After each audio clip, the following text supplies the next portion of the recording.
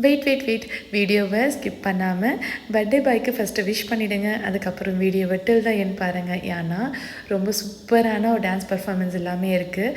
அது எப்படி இருக்குன்னு சொல்லிட்டு கமெண்ட்ஸில் கண்டிப்பாக சொல்லிவிடுங்க. அண்ட் வீடியோவை லாஸ்ட் வரைக்கும் பாருங்க.